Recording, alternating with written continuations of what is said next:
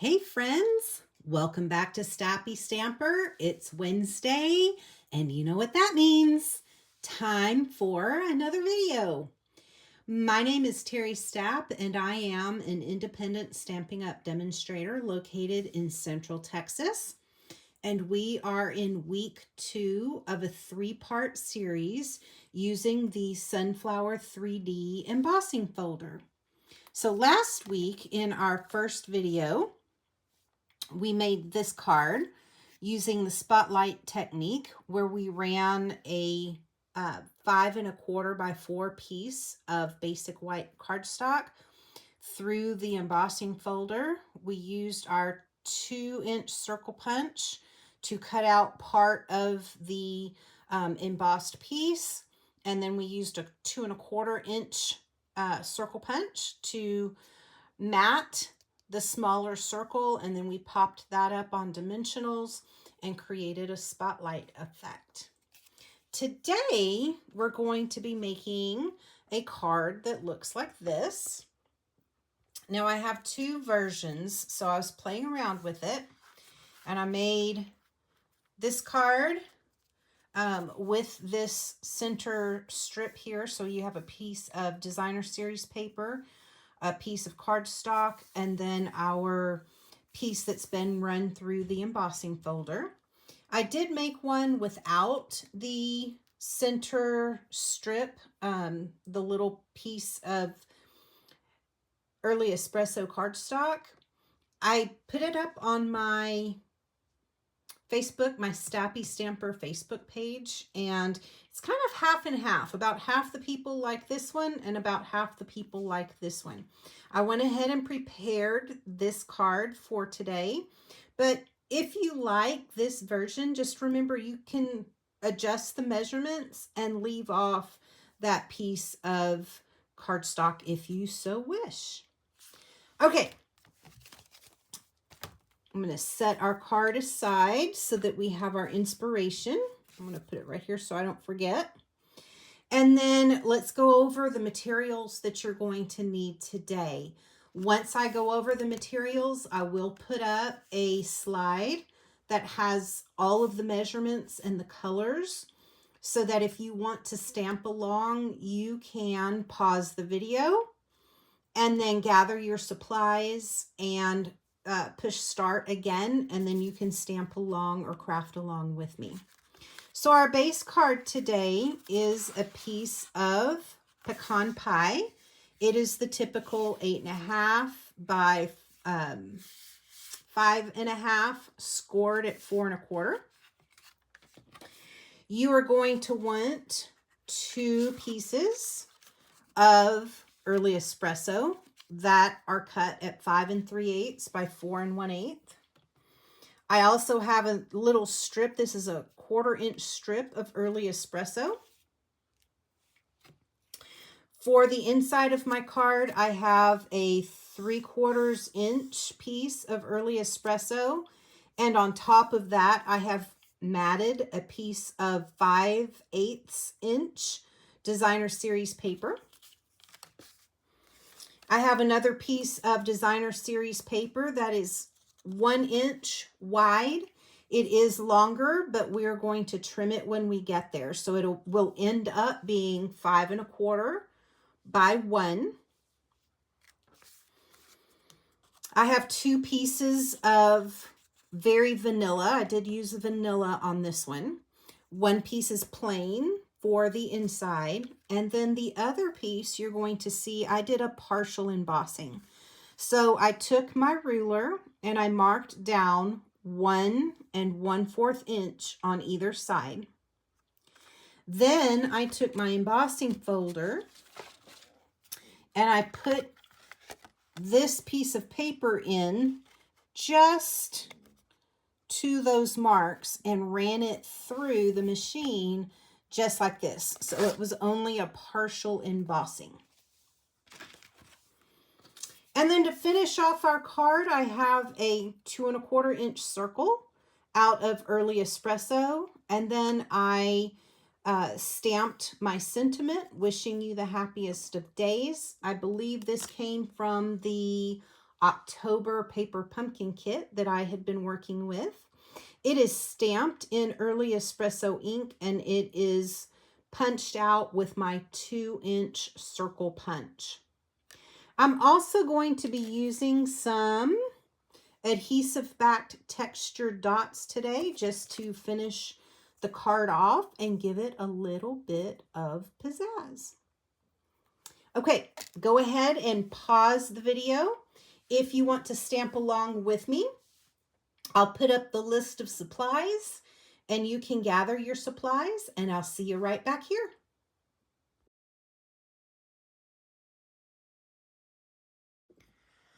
Alrighty, I am back. I have pulled one piece of the 5 3/8 by 4 1/8 Early Espresso. I have pulled the 5 1/4 by 4-inch piece of plain, very vanilla. And then I pulled the 3/4 of an inch Early Espresso with my 5/8 of an inch piece of DSP matted on top. We're going to start with the inside of our card. First thing I'm going to do is take this piece. I'm going to add some glue. I'm going to use my grid here. And I'm going to add some glue across, maybe, yep, across the bottom. And use my grid to help me line this up evenly. You can see that it does stick out if this is the first time to watch one of my videos. What I like to do is make my pieces a little bit longer and then turn it over and go ahead and trim those pieces off. That gives me a nicer finish than it does if I try to cut something and inevitably it ends up too short and I have a piece of white sticking out or something that just doesn't quite look right. There we go, all the way off. So I like doing it this way. It just gives me a cleaner finish.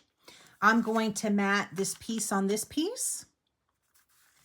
And then we are going to put this in the inside of our card.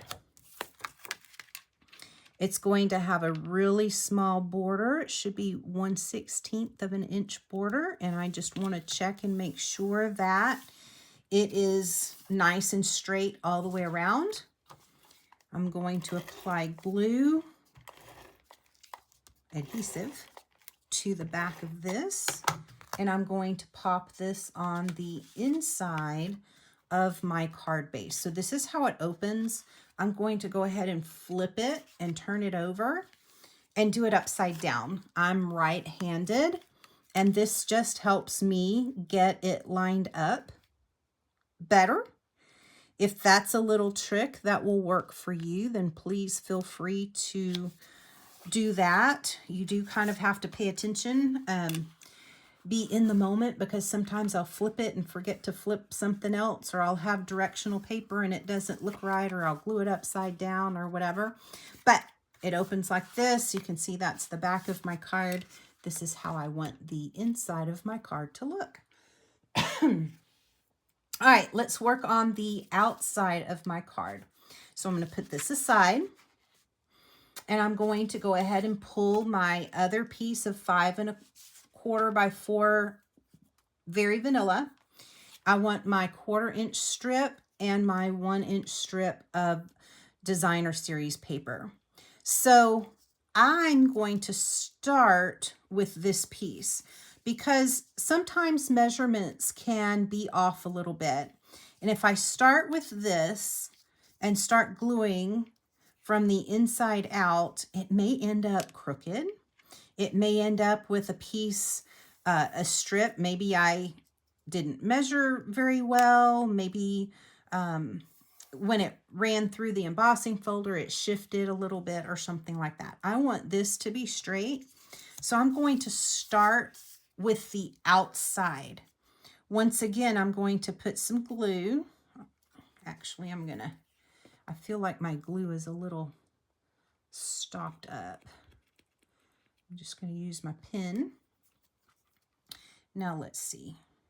Yeah, that's better. Okay, I'm going to use my liquid glue and run a piece, a strip, a line of liquid glue. And then I'm just going to adhere this down right here. And I want to make sure it's lined up nice and neat and flush with this edge right here. Okay.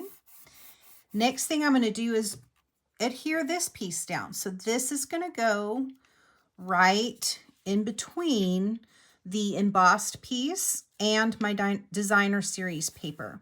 You can see if I had pushed that up right against it, then I have this little, I don't know if you can see, this little strip right here that would have been on this end, and it wouldn't have turned out quite right because I want this piece to be flush. So that's why I started with the outside. I'm just going to take my glue again. Now you could erase these little marks if you want to, but they're not going to show through. So I'm just going to go ahead and leave them. I'm going to add my strip of glue, and then I'm going to adhere this down just like that. Now everything is nice and straight.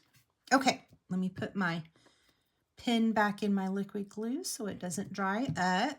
Now I'm going to turn it over. Once again, it's too long. I'm going to trim it nice and flush with each of the sides,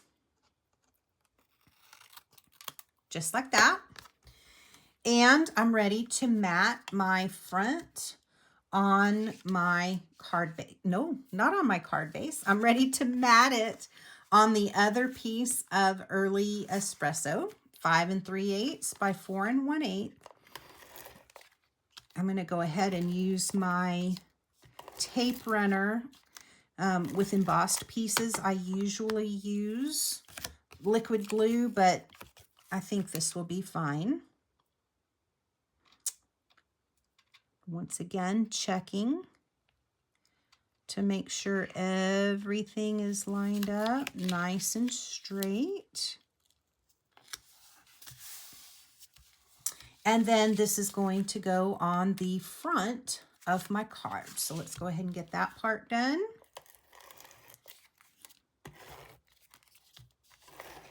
Once again, I'm going to flip it over. So this is my front. It's opening right now the wrong way.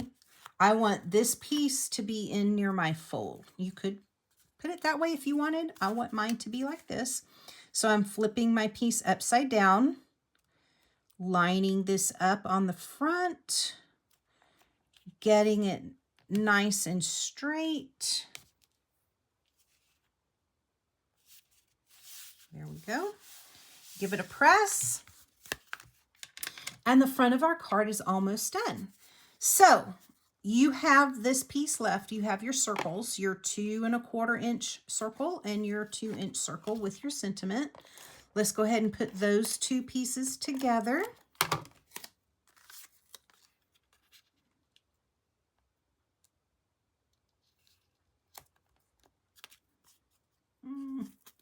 It's a little crooked. I think if I...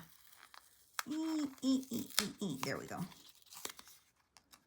See if I can get a better border around that. That looks better. All right. Give it a press from the back. I'm going to use my dimensionals and give this a little boost. I'm going to pop it up a little bit. Now on my card, I put it down here in the left-hand corner. You could put it here. You can put it wherever you want. It could go right in the middle if you want it to. I was just trying to, I really love the sunflower embossing folder, and I was trying to cover up the least amount of the sunflower that I could. So I'm going to go ahead and stick with having it right there. Let me get my dimensionals here. Let's pop a few on the back of this.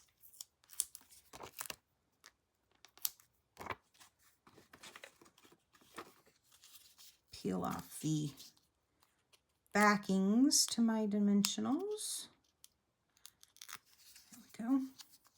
I just got my nails done and they're a little bit shorter than they were, so peeling this stuff off is a little bit more challenging than it was. Okay, so we're going to pop it right here. Once again, I want to make sure that my sentiment is straight, so I'm just going to kind of stick an end down using my eyeballs. I'm looking here, is wishing straight and in line with the bottom of my card.